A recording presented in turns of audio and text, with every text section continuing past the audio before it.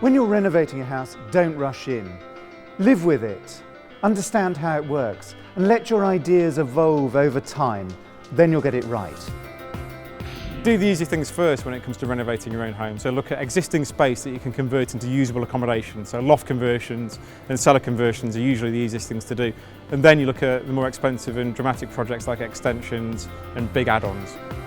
When you're renovating an old house, it's almost impossible to budget accurately. The moment you start to unpick what looks like a minor defect, you can discover a huge number of problems that have been hidden until now. So always leave a seriously large contingency in your budget. I recommend 15 to 20% for unforeseen costs.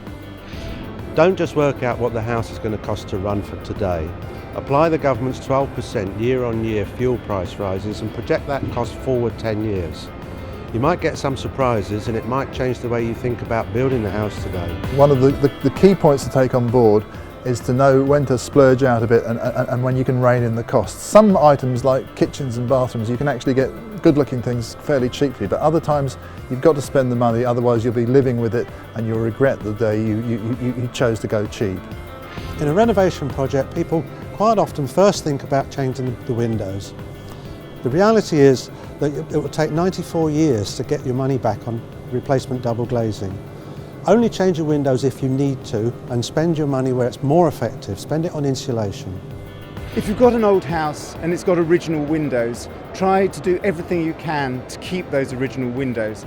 They'll have much more value in the future, they'll add value to the house, and it's possible to repair them and make them thermally efficient as well. It's important to think carefully about what sort of glass doors you're going to put in your kitchen extension. Some people want uninterrupted glass as much as possible, so sliding doors work terribly well for that. Other people want to be able to open them right out, so folding sliding, concertina style doors work very well for that.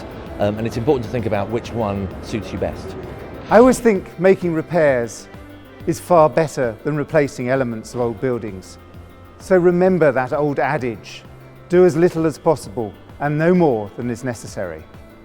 A lot of people are often confused by the need for planning permission when they're undertaking internal renovation works.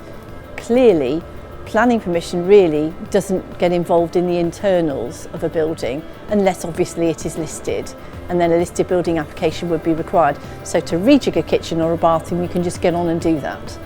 Older solid walls homes need to breathe. Be careful not to do anything that would prevent them being able to breathe and that could cause damp or condensation problems. In sustainability terms, the best materials to use are materials that are being reused. Take a trip down to your local architectural salvage yard and find out what they've got there. Allow that to inform the design of your renovation.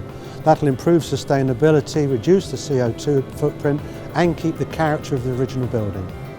Most renovation work is standard rated for VAT at 20%, but if you use a builder who's not VAT registered, you're not going to pay any VAT on the labour costs at least. There are one or two other VAT concessions that are really worth looking into, so if you're doing a first-time residential conversion, if you're working on a listed building, or if you're doing a change in the number of units, say knocking 2 flats into a house, there are some serious VAT concessions, so don't pay too much tax.